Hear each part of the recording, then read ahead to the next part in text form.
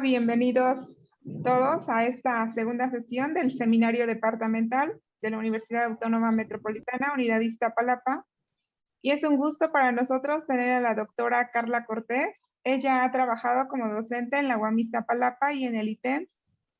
En su trayectoria académica realizó la licenciatura en Matemáticas en la Universidad Autónoma de Zacatecas. Sus estudios de maestría y doctorado los hizo en la Universidad Nacional Autónoma de México. Obtuvo el título de doctor en el 2018. Durante el doctorado trabajó en temas de control óptimo con el doctor Javier Rosenblum. Estuvo de estancia postdoctoral en la Universidad de Porto con la doctora Rosario de Pino. Y hoy Carla nos hablará de algunas condiciones necesarias en control óptimo. Adelante, Carla. Si tienen alguna duda, pueden hacerla ya sea por el chat o al finalizar la plática, por favor. Muchas gracias, Nay, y gracias a todos por asistir. Bueno, sí, como mencionó Nay, voy a hablar un poco acerca de condiciones necesarias para dos tipos de problemas de control óptimo. Algunos de los resultados que voy a estar presentando se obtuvieron precisamente durante mi doctorado con el doctor Rosenbluth. Y bueno, básicamente lo que hicimos fue analizar cómo un conjunto de condiciones que se conocen como condiciones de normalidad influyen en el conjunto de multiplicadores que aparecen en condiciones de primer orden y en los conos de direcciones donde se cumplen condiciones de segundo orden. Entonces, bueno, para comenzar, ¿qué es o más bien cómo es un problema de control óptimo? Bueno, este se puede ver como una generalización del cálculo de variaciones, donde el problema básico consiste en encontrar un arco que una dos puntos fijos en un tiempo determinado, a la vez que minimiza un funcional que depende tanto del arco como de su derivada. Entonces, en control es más o menos la misma idea, solo que aquí aparece una nueva variable, que es precisamente a la que llamamos control, y bueno, generalmente se le va a pedir que esté en algún conjunto que cumpla ciertas restricciones. Esta variable está relacionada con el arco, que aquí también se conoce como estado, mediante una ecuación diferencial de esta forma. Aquí, bueno, f en general siempre se va a tomar de manera que, dada una condición inicial, el control determine de manera única el estado. Entonces, resolver un problema de estos, más que encontrar a la parejita XU, que llamamos procesos, pues realmente se reduce a encontrar la función U, o sea, el control que resuelve, ¿no? Y es justamente lo que llamamos control óptimo. Hay dos casos, ¿no? Lo podemos pedir en la celda infinito, en cuyo caso el estado va a ser una función absolutamente continua, o también se puede pedir que el control sea una función continua a trozos, en cuyo caso el estado va a ser suave a trozos. En cualquiera de los dos casos, la ventaja que tiene este modelo sobre el de cálculo de variaciones es que en o sea, en el cálculo de variaciones, uno no tiene ninguna influencia sobre el sistema. En cambio, en control, al modificar la U, la función de control, también nos es posible modificar la dinámica del sistema. Y en parte por esto es que bueno, este modelo se ha vuelto muy popular y hay actualmente muchas aplicaciones en diversos campos como mecánica, economía o incluso medicina, como en más bien diseño de tratamientos médicos, como los que podemos encontrar en los trabajos de Ursula Lexevix o Cécile Carrère. Y bueno, para tratar de resolver analíticamente estos problemas, uno de los enfoques que más se utiliza es precisamente tratar de derivar condiciones necesarias que nos permitan reducir la lista de candidatos. Entonces, ahorita voy a mencionar algunas para problemas con el control con el control continuo a trozos. Primero, para un problema que además está delimitado por restricciones isoperimétricas, y después para uno donde las restricciones se deben satisfacer punto a punto.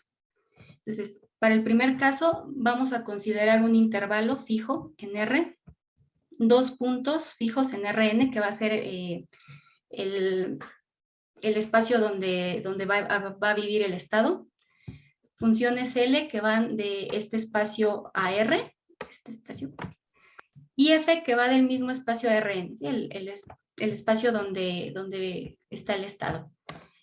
Entonces, cuando mencione condiciones de primer orden, voy a estar asumiendo que estas funciones son C1 en todas sus variables. Cuando empiece a hablar de condiciones de segundo orden, estaría asumiendo que son C2. Voy a denotar por X el espacio de los estados, es decir, las suaves a trozos, y por U al espacio de los controles, ¿no? Las continuas a trozos que van a Rn. Entonces, para este problema, los procesos admisibles van a ser aquellos que cumplan la ecuación de la dinámica, la condición de los puntos fijos, o sea, de que los arcos que comiencen en los puntos que yo di al inicio, y que además cumplan estas restricciones. Y aquí las I alfa es la integral sobre T de L alfa, y lo mismo para las betas, ¿no? Las primeras pido que sean restricciones de desigualdad y las últimas sean igualdades. Entonces, el problema consiste en encontrar entre los elementos de este conjunto aquel que minimiza al funcional I, dado por esta ecuación. Entonces, voy a utilizar esta notación para, no sé si puedan ver mi cursor, para representar esta terna, reducir un poco la notación. Y bueno, para este problema, igual que para prácticamente cualquier otro problema en control, las condiciones de primer orden uno las va a encontrar expresadas en forma de máximo de Pontryagin. Este establece que si el proceso X0U0 es una solución del problema anterior, entonces van a existir multiplicadores, un real mayor o igual que 0, una función suave a trozos y bueno, una parte vectorial que cumplen las condiciones de no trivialidad, es decir, que no se van a anular simultáneamente en ningún punto del intervalo. La condición de holgura que me dice que este producto siempre va a ser 0. Y con estos multiplicadores yo puedo definir la función hamiltoniano, o bueno, hay quien también le llama prehamiltoniano, está definida de esta forma. Y esta función va a cumplir la ecuación de coestado, que es una generalización de la ecuación de Euler de cálculo de variaciones. La condición de maximalidad, que es justamente la que le da nombre al resultado, y esta nos dice que si un control resuelve el problema, entonces fijando el resto de las variables, ese control va a maximizar el hamiltoniano. La condición de estacionalidad y la condición de transversalidad, que aunque, bueno, en este caso no nos va a decir mucho porque tengo los puntos extremos fijos, los puntos extremos del arco. Pero si en lugar de fijarlos simplemente pidiera que estuvieran en un conjunto cerrado, entonces esta condición lo que me dice es que el coestado tiene que llegar perpendicular a este conjunto en el punto donde comienza el estado. Entonces, como en este caso mi conjunto es un punto, este tangente es 0 y el coestado es libre. Pero, por ejemplo, si fuera al revés, es decir, si yo permitiera que el punto inicial del estado fuera libre, entonces ahí el coestado se tendría que anular. ¿Sí? Entonces, ahora, el problema aquí con este resultado es que solamente me va a dar información útil en el caso de que lambda 0, que se llama multiplicador de costo, sea estrictamente positivo. De lo contrario, lo único que me estaría indicando es una relación entre la dinámica y las restricciones y no me permitiría concluir nada acerca del proceso en cuestión. Lo ideal es que tengamos siempre alguna condición que nos permita garantizar la positividad de este multiplicador. Si es así, lo podemos tomar como 1 y entonces si tomamos los multiplicadores correspondientes, P y lambda, formamos lo que se conoce como los extremos del problema. Es decir, un extremo pues no es más que la parejita proceso multiplicador que satisface el máximo de Pontryagin con lambda 0 igual a 1. Aquí voy a denotar por lambda LX0 el conjunto de multiplicadores que hacen extremo al proceso. Y cuando yo puedo asegurar esto, puedo definir el hamiltoniano, que más bien considerar el hamiltoniano que definen estos multiplicadores, tomar la segunda variación del hamiltoniano, que esta es una forma cuadrática dada de esta forma, y analizar en qué direcciones se cumplen condiciones de segundo orden. Aquí con condiciones de segundo orden me refiero a en qué direcciones yo puedo garantizar la no negatividad de esta forma cuadrática de la J. Entonces, pues, una condición que me garantiza las dos cosas, es decir, que puedo tomar a lambda cero positivo y que esta forma cuadrática va a ser no negativa en cierto cono, es una condición que se llama normalidad fuerte. Vamos a decir que un proceso es fuertemente normal si existen Q más N procesos que satisfacen la ecuación de variación, que es la linearización de la dinámica, empiezan en cero y tales que este determinante no se anule. Sí, aquí las I' denotan a las primeras variaciones de las restricciones en la dirección de YB. Ahora, bueno, si el proceso además es solución, entonces hay un resultado de Géstenes que nos dice que entonces sí va a haber, y de hecho va a ser único, el par de multiplicadores que me van a hacer a ese proceso un extremo, y que además la segunda variación del hamiltoniano que definen va a ser mayor o igual que cero en todas las direcciones de Y0 que además terminen en cero y cumplan estas restricciones tangenciales. Aquí estas son casi las mismas que definen a S, o sea, las restricciones originales, pero voy a pedir que en caso de que la componente lambda que corresponde a alguna restricción de desigualdad sea estrictamente positiva, entonces esa restricción tangencial se cumpla con igualdad. Ahora, como hasta su nombre lo sugiere, esta condición puede ser muy restrictiva. Otra que se considera que es más fácil que cumpla un proceso es la normalidad con respecto a S, el conjunto de procesos admisibles. Y bueno, esta idea de definir normalidad con respecto a un conjunto viene de problemas de programación no lineal, que es como la versión en dimensión finita de este tipo de problemas. Y en este caso, pues se dice que el proceso es normal con respecto a S, si cero es la única solución de este sistema.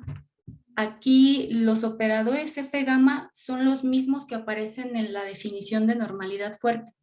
Es decir, las primeros Q son las primeras variaciones de las restricciones y el resto son los puntos finales de la Y.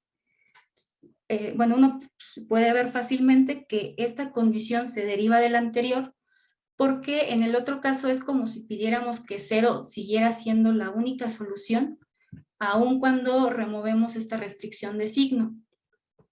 Ahora,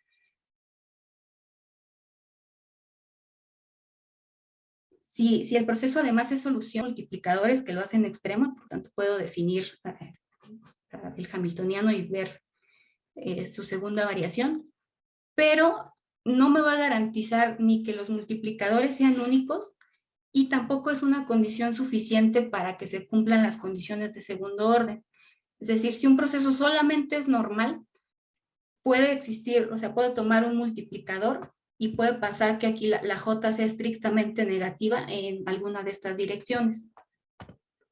Sin embargo, gracias a una caracterización que probó Jorge Becerril, otro alumno de Javier, se puede ver que sí es posible debilitar la normalidad fuerte, cambiarla por una intermedia y aún así garantizar la no negatividad de la J en el mismo cono para el que lo probó Géstenes.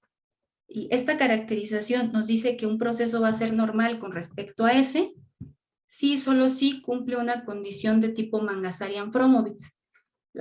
Que cumpla una condición de este tipo significa que el proceso es normal con respecto al conjunto que resulta de considerar solamente las restricciones de igualdad y además, y esto es lo más importante, que existe una dirección en Y0 que cumple las restricciones tangenciales correspondientes a S de modo que las que corresponden a desigualdades las va a cumplir con desigualdad estricta.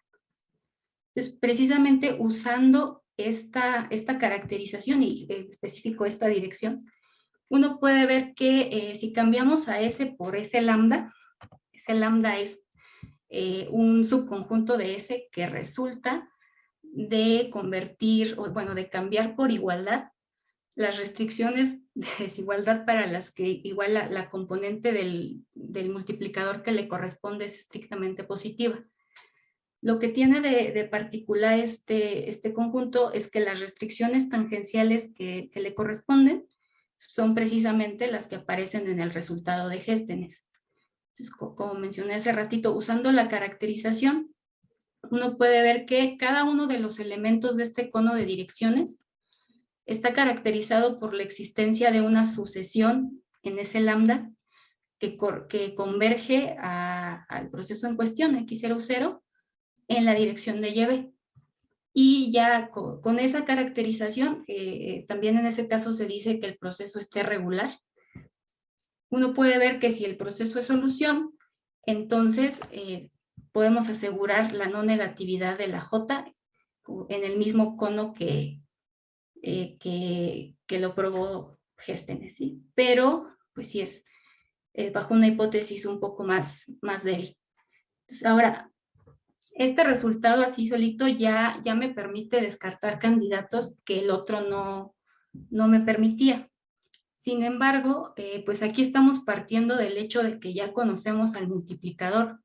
No nos dice nada sobre existencia y tampoco me garantiza que el multiplicador vaya a ser único. O sea, en particular no me dice si para una misma solución puede existir otro multiplicador para el que esto también se cumpla o si aunque haya más solo para uno se va a cumplir esto.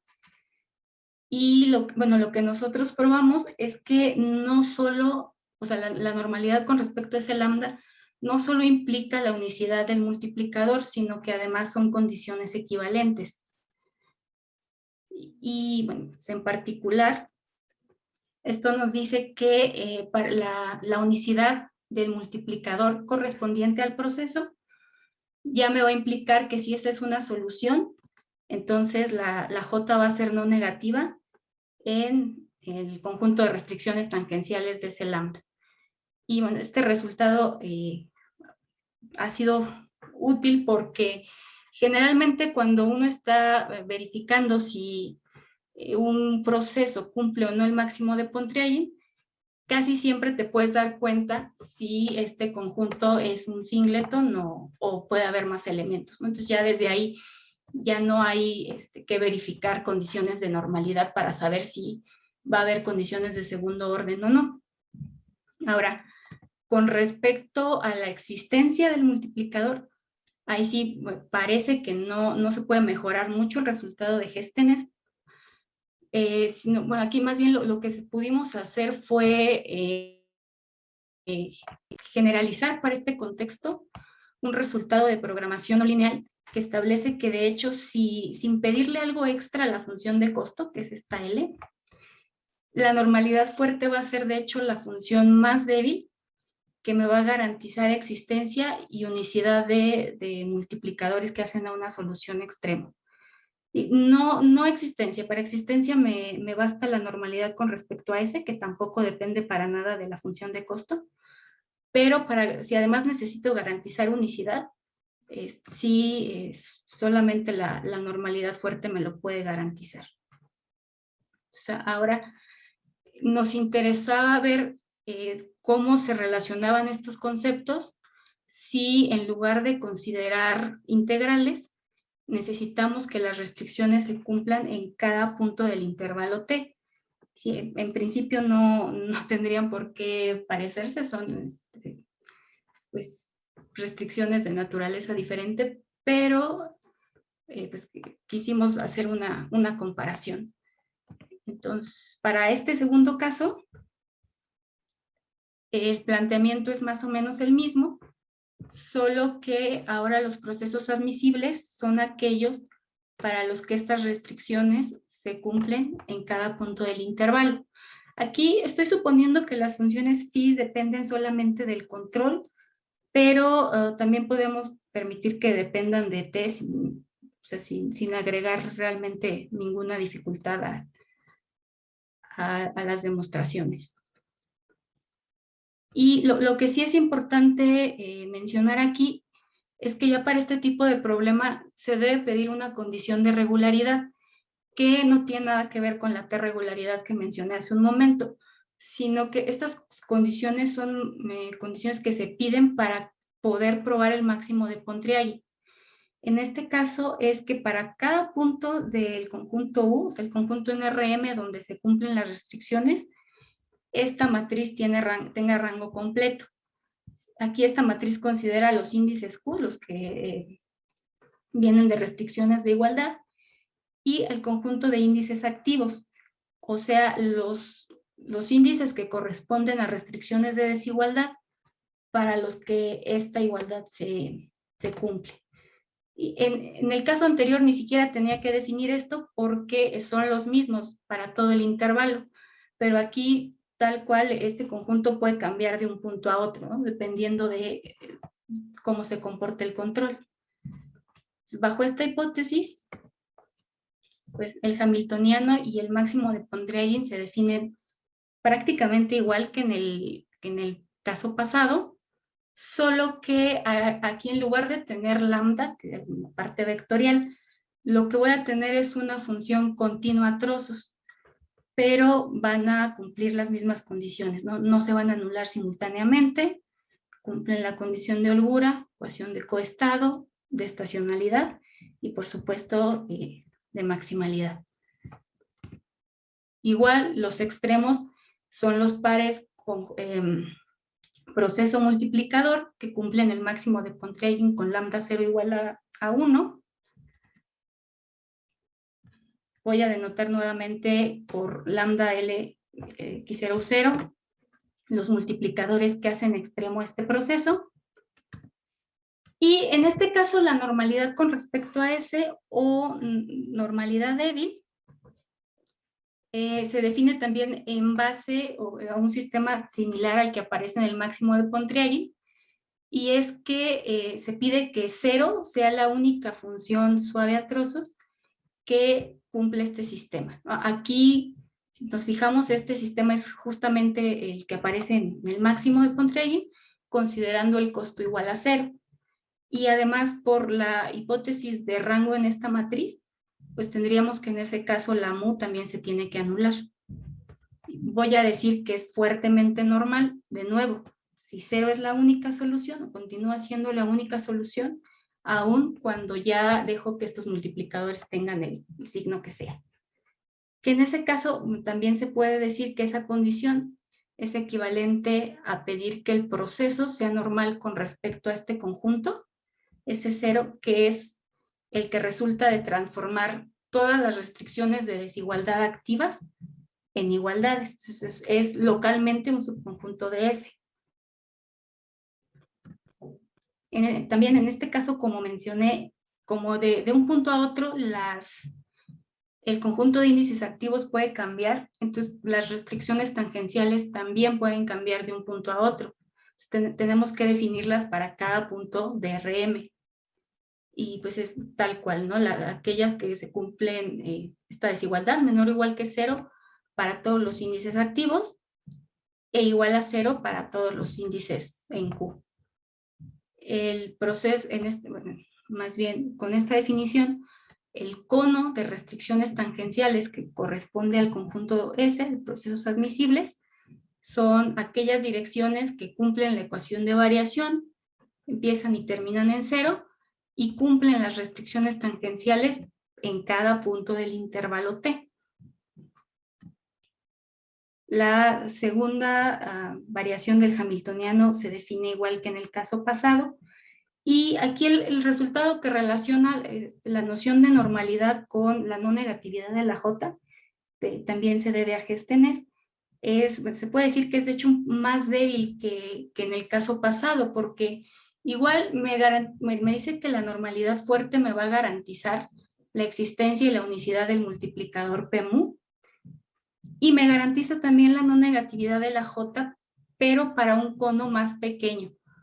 Porque me dice que la J va a ser no negativa, pero solamente en aquellos elementos de RS para los que todas estas desigualdades son en realidad igualdades, es cono más chiquito. En el otro al menos permitía que siguieran siendo desigualdades si la componente del multiplicador se anulaba, pero aquí no me permite ninguna desigualdad.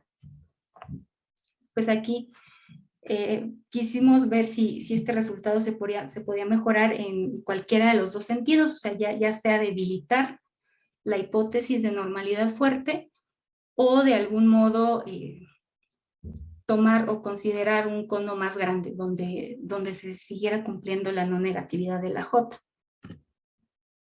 Pues parece que igual aquí a lo más que podíamos aspirar es justamente a tener un resultado análogo al del caso anterior, es decir, pedir la normalidad con respecto a un subconjunto que dependa del multiplicador y garantizar la no negatividad de la J justamente en el cono de restricciones tangenciales de ese nuevo conjunto, porque hay ejemplos de soluciones que son fuertemente normales y aún así la J es negativa para algunas de estas direcciones de RS, y al contrario, soluciones que son débilmente normales y J es estrictamente negativo en este cono que es el más pequeño.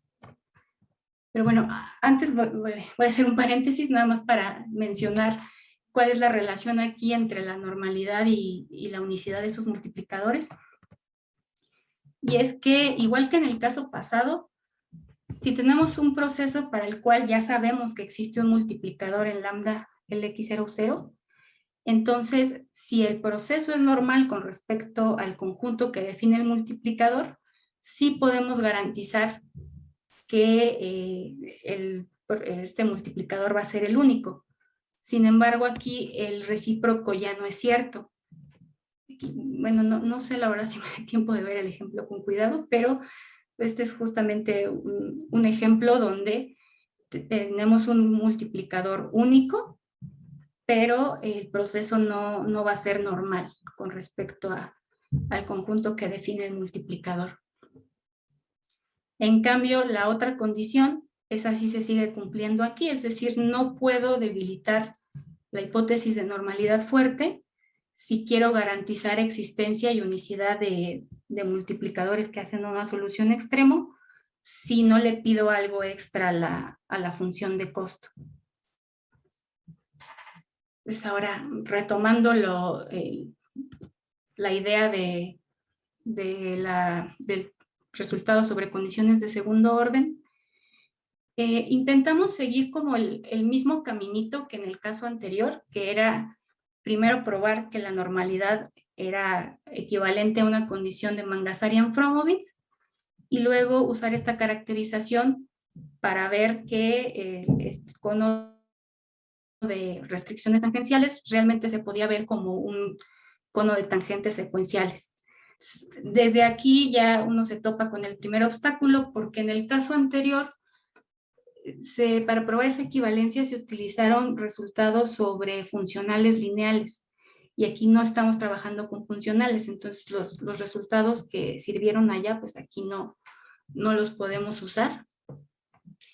Entonces lo que hicimos fue primero ver que en este contexto la normalidad es equivalente a la controlabilidad de la ecuación de variación.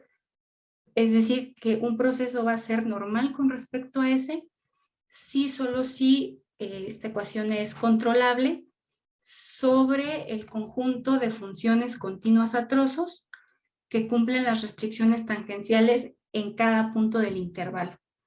Es decir, que yo puedo llegar a cualquier punto de Rn mediante una de estas funciones, justamente al tiempo t1.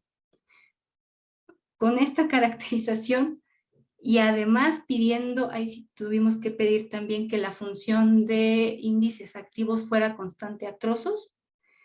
Bajo esa hipótesis sí es posible probar que la normalidad es equivalente a una condición de Mangasarian-Fromowitz. En particular que va a existir una dirección en RS que cumple esta desigualdad de forma estricta para cada punto del intervalo, ¿no? Aquí igual de un punto a otro pues puede variar el número de índices activos, ¿no? Lo que se pide es pues que si no sea tan bruscamente, sino por subintervalos. Sin embargo, pues vimos que aún garantizando la existencia de esta dirección, no siempre va a ser posible construir una sucesión en S que converja a X0 en la dirección de YB, como en el caso anterior. Aquí, por ejemplo, tenemos una situación donde yo tengo un proceso X0 dado de esta forma y su correspondiente control, que sería el T0. Va a ser un proceso que de hecho va a ser fuertemente normal y YB dado por esta forma, con B1 y -1. Uno puede ver que la dirección que estoy tomando, YB, está en el cono de restricciones tangenciales y de hecho es una dirección que me cumple la restricción tangencial con desigualdad estricta en todos los puntos donde se activa la única restricción que tengo en este caso, pero como dije, no va a ser posible construir una sucesión que permanezca en ese y que converja en esa dirección. Aquí parece que el problema es que como yo tengo un intervalo de inactividad, es decir, en toda la primera mitad del intervalo no se activa mi restricción, y el problema no es tanto que no se active, sino que justamente al terminar el intervalo sí se me va a activar, ¿no? Ahí la U se pega a 0. Por eso siempre va a haber un subintervalo donde la U va a ser positiva, si quiero definir una sucesión.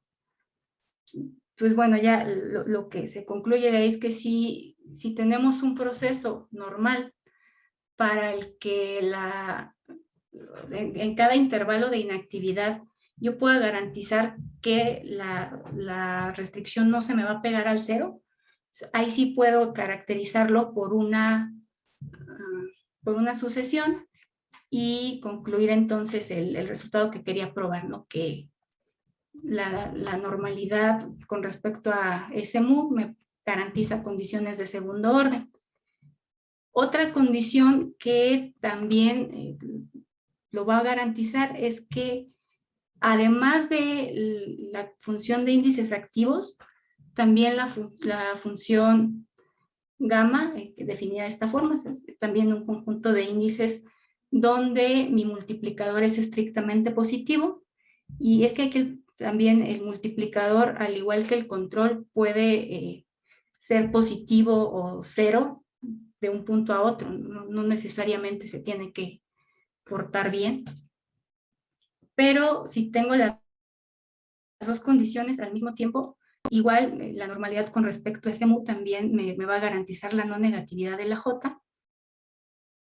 Aquí pues, la idea fue usar un resultado de Vera Saidan que me dice que sí, aunque la sucesión no permanezca en ese, sí puedo tomar como la sucesión de valores de la J en la sucesión que estoy definiendo, y ahí se ve que igual todos los valores son positivos, por lo tanto el límite tendría que ser también mayor o igual que 0, pero pues si no tenemos todas estas condiciones, pues no pudimos probar si era posible mantener la conclusión, y sobre todo pues nos queda pendiente si en este mismo resultado podemos cambiar la condición de normalidad por la de unicidad, como en el caso pasado. Ya para concluir, lo que observamos es que si el control está delimitado por restricciones isoperimétricas, entonces la relación entre estos conceptos es básicamente la misma que en programación no lineal, es decir, la normalidad fuerte equivale a la independencia lineal de cierto conjunto de funcionales. Esto implica que el conjunto de multiplicadores siempre va a ser único. Y bueno, esto también implica que hay normalidad con respecto a los conjuntos que define cualquier multiplicador. Aquí la condición de Mangasarian-Fromowitz estricto es exactamente la misma de Mangasarian-Fromowitz, es nada más, le llaman estricto cuando en lugar de S se considera ese lambda. Pero si consideramos más bien restricciones de control, pues aquí ya la normalidad con respecto a este conjunto ya no es equivalente a la unicidad, ¿no? Sino que la unicidad queda como justo en medio entre la normalidad débil y la normalidad con respecto al multiplicador. Por supuesto, ¿qué se puede decir de la J en estas condiciones? Como trabajo futuro, pues, está pendiente justo responder la pregunta sobre la unicidad y bueno, también analizar problemas con restricciones mixtas, es decir, cuando también dependes del estado. En particular, y esta parte ya considerando problemas con el control en la celda infinito, problemas que involucran restricciones de complementariedad, que son de esta forma, que estos problemas son particularmente difíciles de tratar, pero en los enfoques que se han utilizado para derivar condiciones de primer orden, aparecen dos conjuntos de multiplicadores y se ve que en general no se van a poder tomar iguales, o sea, como el mismo, que es lo que se quisiera. Y una de las condiciones, bueno, la normalidad fuerte es justamente una de las condiciones que garantiza que esos dos conjuntos de multiplicadores sí se van a poder tomar iguales. Entonces, pues, me interesaría ver si alguna idea de las que mencioné hace un momento puede funcionar para debilitar esa hipótesis y seguir tomando los conjuntos como los mismos. Encontrar condiciones de no degeneración, porque yo hace un momento mencioné también que si en el máximo de Pontryagin el multiplicador de costo se anula, yo no puedo concluir nada sobre el proceso, pero solamente sobre ese proceso en particular. Cuando un problema se me degenera es ya como el peor escenario posible, porque lo que pasa es que entonces todos los procesos admisibles van a cumplir el máximo de Pontryagin, obviamente con costo igual a 0, pero pues en ese caso ya mis condiciones de primer orden no me van a decir absolutamente nada. Y bueno, pues, por supuesto, derivar condiciones para problemas no regulares, o sea, cuando no tengo condiciones como la que mencioné del rango en la matriz. Y bueno, por mi parte, eso sería todo. Muchas gracias por su atención. Y respecto a la pregunta de Martín, aplicación, no, la verdad es que ahorita ya no preparé ninguno. Bueno, ¿te refieres a aplicación justo para descartar alguna posible solución o aplicación a algún problema específico, como de aplicación a un área fuera de las matemáticas?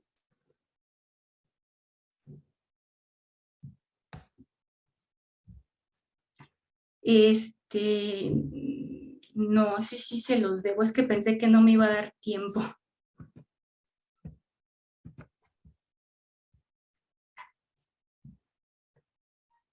Pues Bueno, agradecemos. Perdón. perdón, no, nada más tratando de responder la pregunta de Martín. El único que pensé que podía ver con un poquito más de calma era que más bien sirve para ver que en este caso pues no es posible construir la sucesión del otro caso. Pero sí, voy a ver si luego se los mando con Josué también ahí que esté los ejemplitos donde usamos estos resultados justamente para descartar candidatos a solución.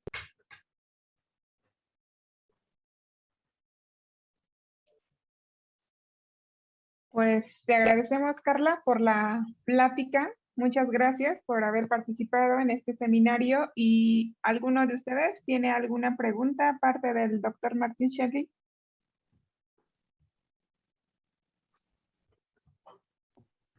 Sí, bueno, buenas tardes, Bueno, Carla.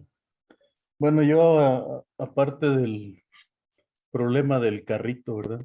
Que se lanza con cierta velocidad y que de alguna manera se aplica al principio de Pontryagin, así a manera no de tantas fórmulas matemáticas, algún problema físico aparte de ese que conozcas, en donde se aplique esto. sí, bueno, yo, por ejemplo,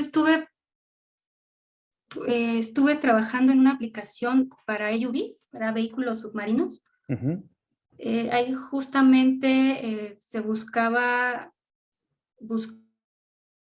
bueno, se buscaban encontrar trayectorias óptimas. Ahí de hecho trabajamos con restricciones de estado y o sea, se buscaba ya sea minimizar tiempo o combustible, a la vez que se considera una misión multiobjetivo.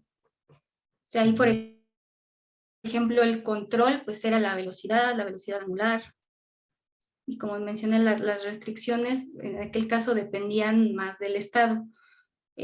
Otra aplicación, bueno, ese mismo enfoque que era enfoque multiproceso, igual lo usamos para algo que le llaman, no sé, agentes coordinados, no sé si es una buena traducción, Ujú. pero justamente cuando se tienen dos vehículos que parten de dos puntos diferentes y van a lugares diferentes, pero se busca que en algún punto intermedio de su trayecto se junten para compartir información o alguna misión de ese estilo.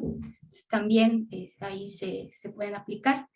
Y bueno, aplicaciones que a mí se me hacen muy, muy interesantes son justamente las que aparecen en diseño de tratamientos médicos. Me tocó escuchar una plática muy interesante justamente de Cecil Carrer, donde usaban estos modelos para diseñar un tratamiento de quimioterapia óptimo para tratar tumores no homogéneos.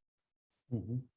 Y ahí justamente el control eran las aplicaciones de quimioterapia. Y se supone que en los tumores no homogéneos, una parte de las células que conforman el tumor son resistentes a la quimio y otras no. Entonces, o sea, si para uno de esos tumores uno lo ataca pensando en disminuir su tamaño lo más rápidamente posible, lo que va a pasar es que vas a acabar con con las células que no son resistentes a la quimioterapia, les vas a quitar la competencia a las que son resistentes y vas a acabar con un tumor más grande, compuesto prácticamente solo por células resistentes a la quimio, y pues entonces ya no hay mucho que hacer por ese lado.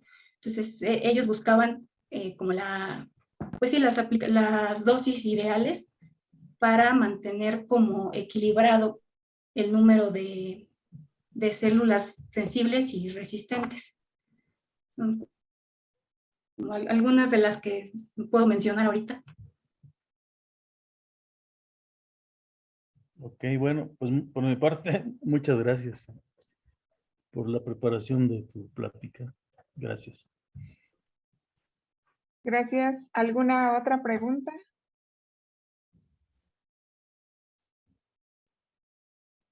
No. Mm, Josué, ¿no? ¿No tienes ninguna pregunta? No, bueno, nada más tenía la curiosidad de cuando das esta relación de normalidad con la unicidad. Ya es que tienes la ida, pero el recíproco das un contraejemplo. Ahí, ¿qué vota la condición o por qué no se satisface en el ejemplo? A ver, este sí fue justo el que ya no vi rápido. Es que la verdad es que aquí no recuerdo si identificamos como en el otro caso que era que la restricción se pegaba a cero, pero bueno, lo que recuerdo también ya tiene, lo retomé apenas hace poquito, es que en el caso de dimensión finita, sí podías, o sea, lo demostrabas esta dirección como por contrarrecíproca, no sé si le cambié el nombre a la... Y se podía ver que, o sea, en el otro caso podías tomar como un mínimo entre, o sea, que dependía justamente de los índices. Y aquí recuerdo que eso no era posible porque tienes una cantidad finita de índices, pero una cantidad infinita de puntos, donde se tiene que cumplir cierta desigualdad. Recuerdo que eso es lo que aquí no era posible porque pues, no puedes tomar el mínimo. Y en el otro caso ese mínimo era distinto de cero. Aquí en general se puede ir a cero y ya no funcionaba la demostración. Y recuerdo que, o sea, más o menos viendo la falla ahí fue que construimos este contraejemplo, pero sí, la verdad sí, en detalle no recuerdo bien. Pero era algo así, tenía que ver porque no podías tomar el mínimo que servía en el otro caso. Ya, y oye, ¿y habías puesto unas condiciones para que sí se cumpliera la normalidad tenía que ser algo de condición de variacional, ¿Condición de qué, perdón? de cálculo variacional, que sea T regularidad para que Ah, sea claro, normal? sí, que es, a ver, es que no sé si la tengo aquí, pero hay un cono, lo que haces es que al conjunto de donde están los procesos lo equipas con una norma ¿Mm? y ahí defines el cono de tangentes secuenciales, que es justamente las direcciones para las que existe una sucesión que se queda siempre en el conjunto de admisibles, y que converge a X00 en esa dirección. Le llaman justo como cono de tangentes secuenciales. Y para ese cono, justo por la existencia de esa sucesión, uno puede ver fácilmente que siempre está contenido en R, en el de restricciones tangenciales, y que para ese conjunto intermedio que depende del multiplicador, la J va a ser no negativa. Entonces, la caracterización está en términos de Mangasarian-Fromowitz, lo que te permite probar es la otra contención. O sea, ese cono de tangentes secuenciales siempre está en el de restricciones. La otra contención no necesariamente es cierta. Entonces, la normalidad, lo que vimos es que la normalidad es una condición que te garantiza que la otra condición también se va a cumplir. Y como lo que se usa es justamente no sé dónde la dejé, pero la variación que aparece aquí, aquí, esta de la que cumple la restricción con desigualdad estricta, es la que te permite construir esas sucesiones y ver que entonces todo elemento de R se puede ver como el límite de una sucesión en T, como T es cerrado, pues ya concluyes que son iguales. Bien. Pues muchas gracias, Carla, por tu plática. Nair. Agradecemos nuevamente a la doctora Carla Cortés por su participación en el área de ecuaciones diferenciales y geometría, y a todos también por su participación. Muchas gracias. En la siguiente semana les estaremos enviando la información con respecto a la charla que tendremos el 14 de septiembre. Gracias a todos. Ah, y sí, mando el ejemplo para el doctor Martín. Sí tengo algunos, solo que no los traje ahorita. Pero sí. Bueno, Gracias. Gracias, Carla. al contrario, gracias a usted.